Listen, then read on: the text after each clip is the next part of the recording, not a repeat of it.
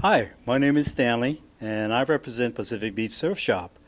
And you are live here, and I want to just go ahead and try to introduce you to one of our old icons that has been in surfing with the surf industry for the past 50 something odd years. His name is Floyd Smith, I'm sorry, and he's here to go ahead and tell you about the little bit of history about surfing and how he all got started. Floyd, in all of your years of surfing, I know you have pioneered surfing in San Diego. Tell us in your own words how you got started and what made it come to be to you today. Okay, Stanley. Thanks Sure. very much. I like your hat, Stanley. That's a Oh, nice I wore hat. that for your purpose. Thanks. Yeah, we have been fortunate to be around at the start of the major portion of surfing, but there was a lot going on even when I was a kid. I had an older brother that was 10 years older than me that went to La Jolla High School. And I'm probably 7 or 8 years old at the time, and I wasn't much interested in surfing because at that time those boards were so big and so heavy, and I was just a skinny little kid, that I liked the action and I liked the beach and everything, but I knew the surfboards, they were just too big and too heavy for me. And then a couple years later, probably about 9 or 10 years old, I saw Simmons with a balsa surfboard at Wind and Sea, and I went, "Oh, okay, that's for me. I can do that." That was available, and so with that, my interest really peaked, and was trying to figure out how to get a surfboard, and they just weren't available, and so later on, when I'm about 14 or 15 years old, I got hold of some balsa wood from a raft, a World War II raft, and I said, I think I can do this. And I had help from some family and some friends and some neighbors, and I made my first surfboard in 1955. And it was probably one of the ugliest, crummiest surfboards ever built because I had a hard time with. They were just chunks of balsa wood, and we glued them together, and they had the resin glue lines, and I didn't know how to sharpen my plane, and the plane just get duller, and so finally I ended up fiberglassing it, and it was good. We couldn't figure out where to get resin from, and somebody said there was a guy by the name of Velzy up in Manhattan Beach in Los Angeles that we could get resin from. So my next door neighbor was a tuna fisherman, and he was a real ocean guy and a real kind of a hero of mine. His name is Dick Swartz, and he drove me and his son Tony Swartz up to L.A., and we got some resin from Velzy, and that's how we ended up fiberglassing it. And nobody knew anything, nobody knew how to do stuff. So it came out so terrible that I was embarrassed of the board, and I ended up giving it to the aquatic center that they were forming down in Mission Beach, and never admitted that it was a board that I made, but had very piqued interest from that period on of making boards. And so what I did then, I almost hate to admit, but I would get these balsa boards, Simmons boards, some of them were Joe Quigg's, Buzzy Bent, as opposed to Buzzy Trent. There was a lot of confusion, but La Jolla had a really good surfer and a good surfboard builder by the name of Buzzy Bent. And taking some of their older boards and stripping them down, and then reshaping them, and but it got us interested. And then finally we found out we could get balsa wood out of General Veneer in South Central L.A. And so I finally got a trip up there, and I was 16 at the time, and because I drove up, and the main part that I had a car. It was a 41 Mercury. It was a club coupe. It was to bring the balsa wood back, in that car. So we took the back part of the car all apart and everything, and I got it all ready so I could get some balsa wood. But when I went up there, all the good balsa wood was gone because the two guys that would bring it in was Hobie and Velzy, and they would take all the good balsa wood because it was only 3¼ inches thick, but it came in various widths, and you had to get some that had some curvature in it, you know, to get the rocker, because it wasn't thick enough to where you could cut rocker in it. And so that was a real problem, was getting good quality balsa wood. And I got okay for a while, but I knew that we had to get more rocker in those boards. And so I started gluing balsa wood on top of the other balsa wood. And again, we had that problem where the resin was between the layers, and it didn't look good, and it was hard to work with, and things like that. And I was up at Wind & Sea one time, and Buzzy Bent had a surf shop right in the garage, right above Wind & Sea. And Joe Quigg was there that day shaping a board. And I had made a couple boards that had this balsa wood laminated on the nose and the tail. And somebody said, yeah, this is that kid from PB, because everything was run by La Jolla at that time. And that made those boards where he put balsa wood, you know, on the nose to get more rocker. And Quigg looked at me and says, "Oh, you make those scab boards?" And you know, I was pretty kind of put down, but I stood up for myself pretty good, because I said, yeah, I make them because they ride better than those straight boards, you know, and they were making a straight board at that time. So I was like persona non gratis from then on in that area for a while. But you know, you just have to do, if you think something is going to be better, it helps, but the function of the board is what was real important.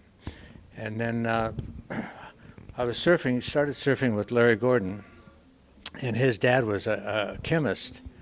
And the first foam boards that I saw was, again, at Wind & Sea. That's where all the action was at that time. They surfed PB Point a little bit, some of the guys, and most of the guys that were from La Jolla, I found out later on, actually were from PB, the older guys like Hines and them. But I thought that they were La Jolla guys. So anyhow, the guy brought 3 Hobie surfboards down. They were the first foam surfboards that I'd seen, and I think most of the people in this area. And they were all laughing at him, and they were all making jokes about him, and they had him leaned up against a cliff, and they were saying, oh, they were losing their rocker, and you know, they were just really putting him down. But I'm going, no, that's the answer. That's the answer, is that foam. And so I asked Larry about it, and he said, yeah, his dad knew a little bit about the foam. And so we inquired, and we got hold of Chuck Foss, and FOSS, and he said, yeah, we can do it. You guys make a mold, and we'll bring some foam down, and we can pour some foam. So Larry and I made a mold. We used a big old Hobie to make a mold, and he brought the foam down, and we tried to pour it through a funnel, but it was too thick, and it was a total disaster, total failure. And luckily we saved up our money and got some more foam, and we started pouring foam. And with that, we started making surfboards.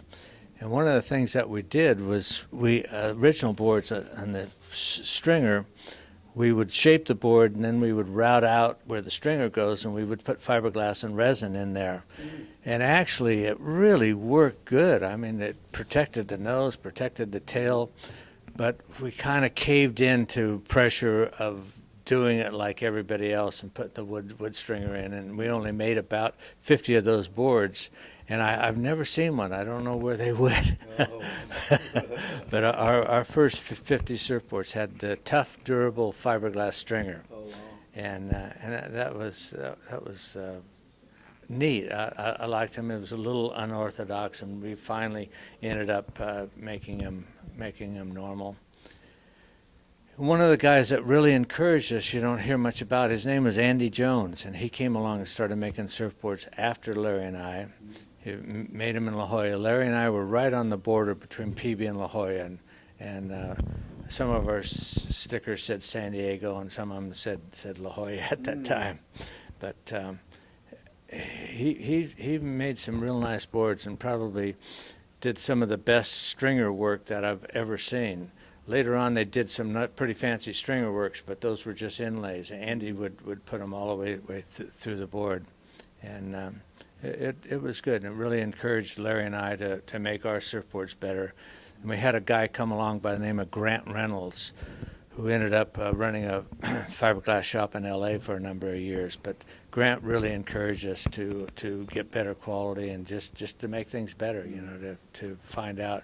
So what would happen was one guy would do one thing good on a surfboard. He'd have a good shape, but his glass jobs weren't very good. Mm-hmm. You'd have another guy that would have really good glass jobs, but he was not up on the better shapes. And speaking of shapes, the surfboards that we were making, we were doing fine.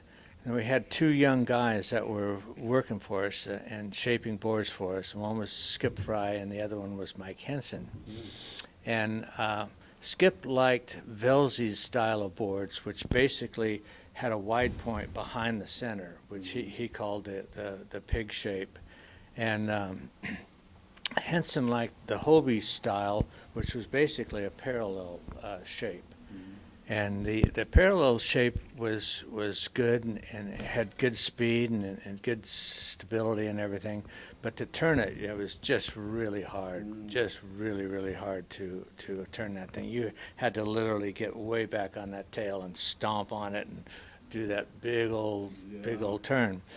Where the pig shape that Skip rode actually turned better, but was a little slow, especially in the reef breaks and the point breaks. So we got together and we made these 4 different shapes, and we were basically trying to get the wide point in the center, and so we came up with a real good shape. We eventually called it the quarter speed, which was a crummy name, but the shape was real good, and it rode real well, and it was pretty well thought out. In fact, we had guys that wouldn't ride our surfboards. They were too good to ride a Gordon and Smith. All of a sudden, changed their mind and they were coming in and buying that quarter speed, and so it was the shape that put us on the map. And we made the nose pretty narrow, but it rode real good. And a year later, Dewey came out with almost the exact shape. He widened the nose just a little bit, but he gave it a great name. He called it the Performer, and advertised it real well. And he really sold a lot of those. So it was a good lesson for me that not only do you have to have the shape and make it right and make it correctly, but you have to market it good. You've got to give it a good name. The reason I called it the quarter speed was that at that time we had full speed guns, and we had a 3/4 speed gun, and we had a half speed gun, and then this quarter speed was for the beach break type of thing.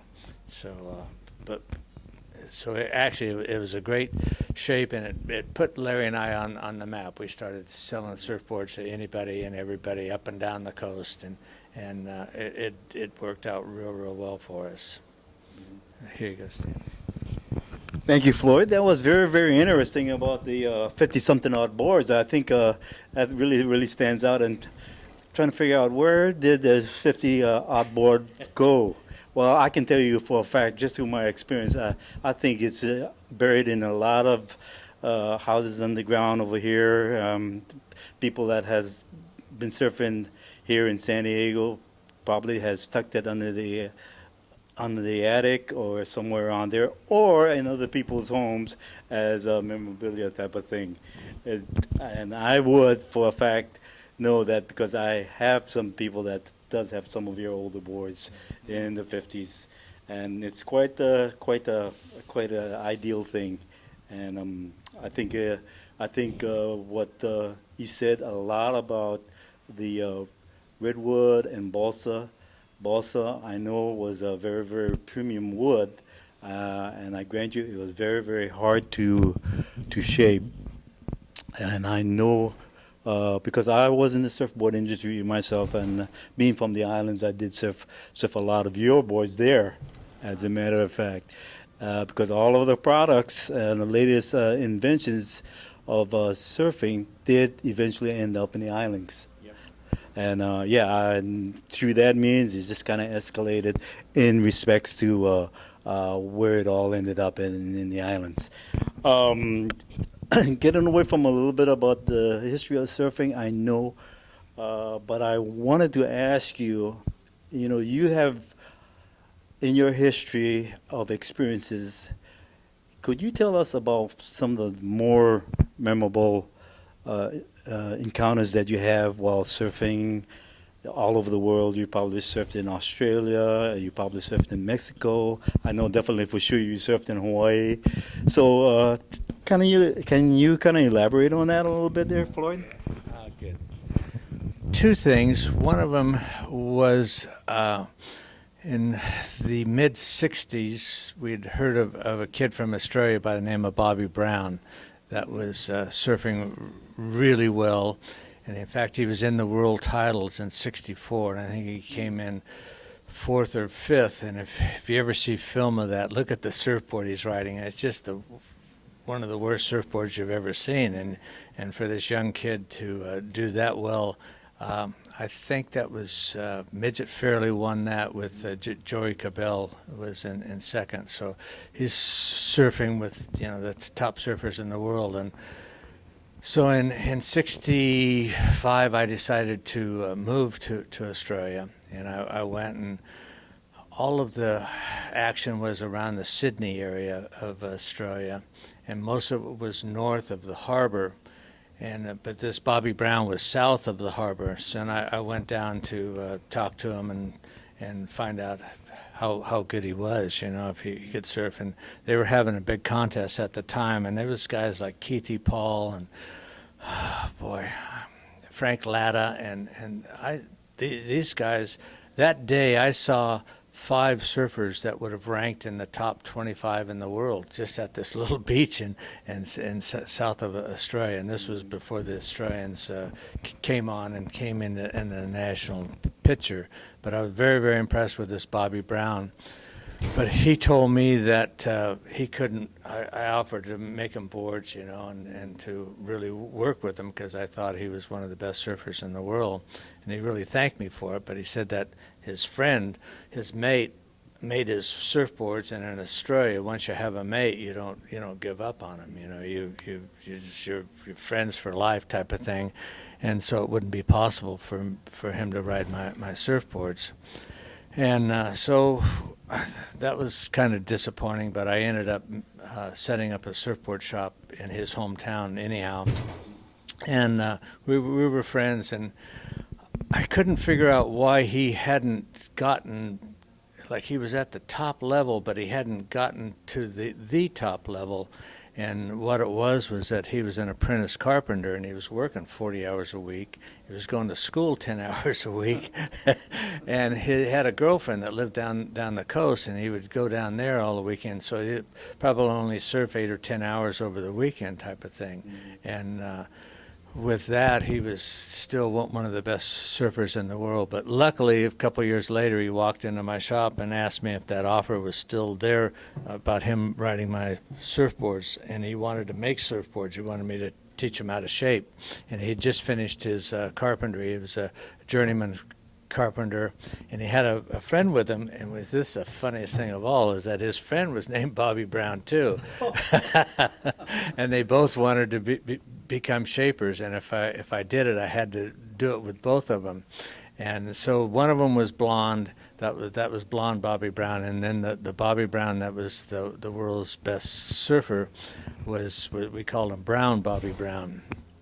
And sure enough, with him surfing full time and making surfboards, within a year he was the absolute best surfer in the world. But tragically, he got killed, and he just was on that block of getting the recognition, that he deserved.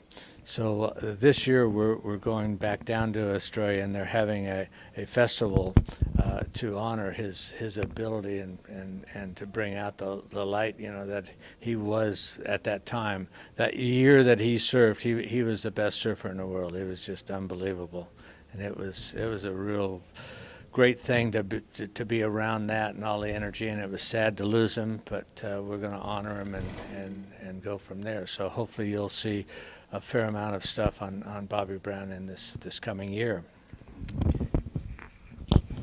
Thank you there, Floyd. During the past few years, and surfing, like I said, has been around for quite a number of years.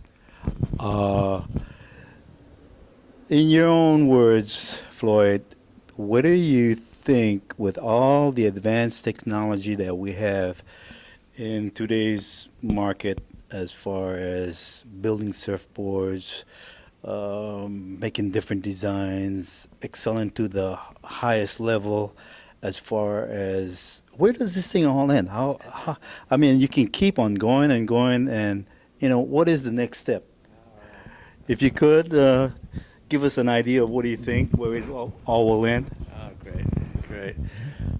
One of the things I saw after Bobby Brown died was Wayne. It was a Wayne Lynch era in Australia, and he did real good. Just got us to.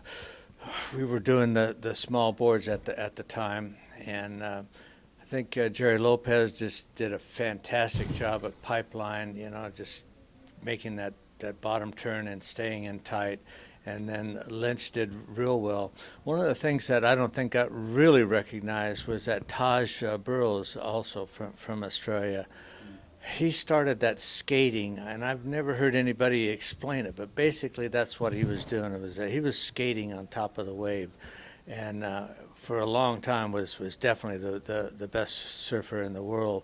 Never won the contest or got the full recognition for that, but he did it.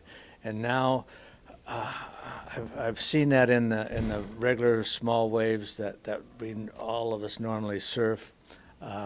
Just that aerial stuff and that surfing different parts of the wave and such. We've kind of gotten sidetracked at the moment with the giant waves and the toe-in surfers and that.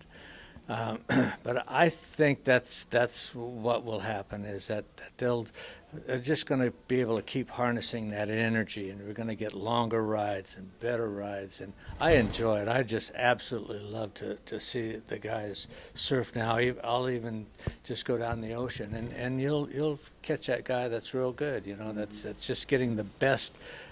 Using the equipment that he has and the waves that he's surfing, just getting the best ride that you can. And it's much more spectacular than anything that we ever did, when we were in our prime.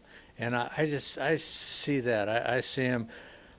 I'm not sure what equipment they'll use or how they'll do it, but just getting more of that energy of the wave and everything. But most of all, it's having fun. I was just telling John here that coming down here, I was 2 blocks away staying at my son's house, and just a couple guys coming up the sidewalk, and it's a small day, typical day at the beach. It's kind of cloudy and cold, but they were stoked, they really had a good time.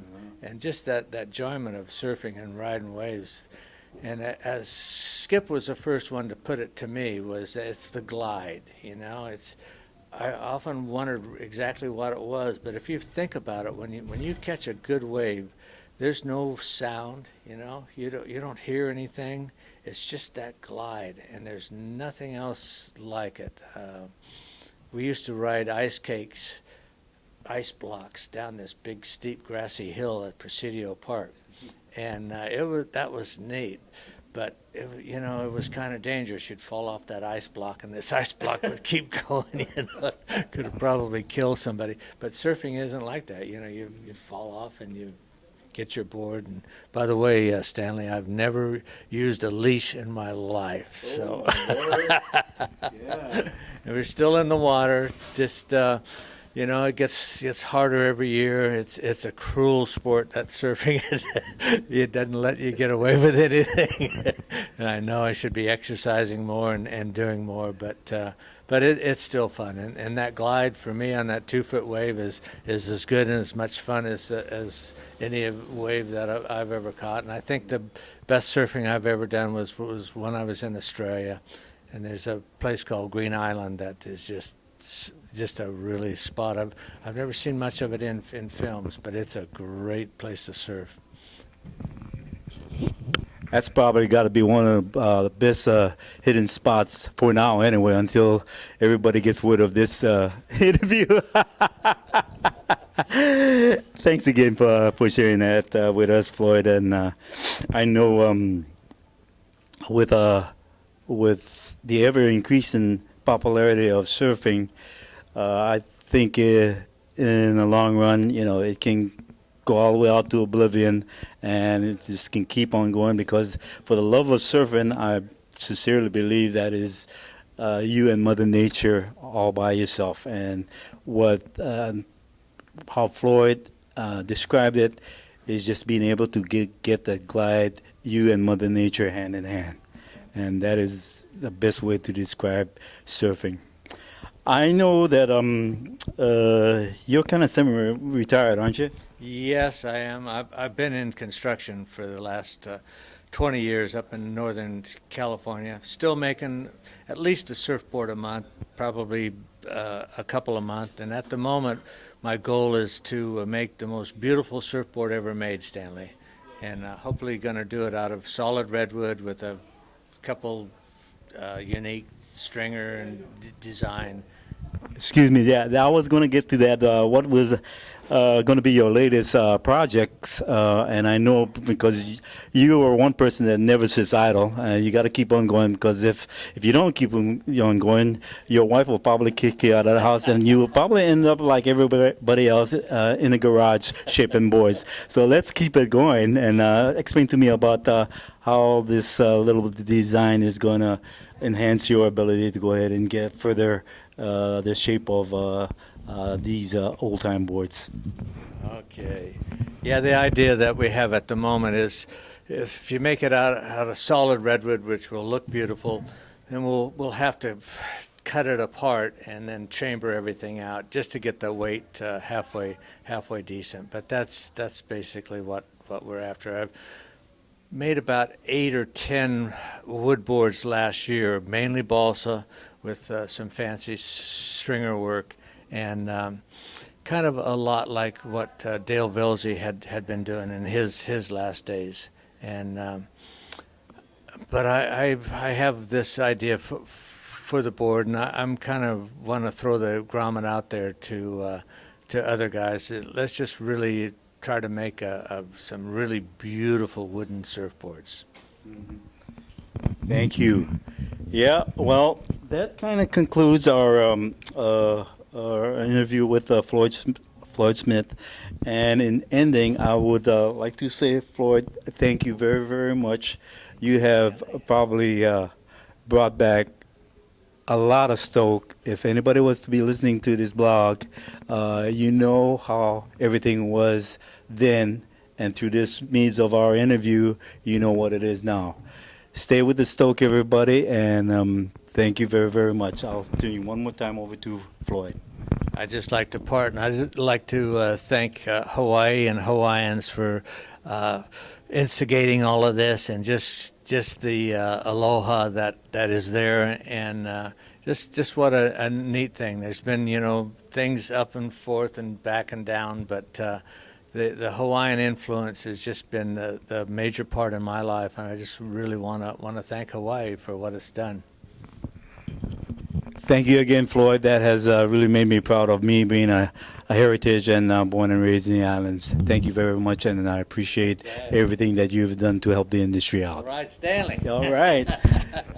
Aloha. Aloha.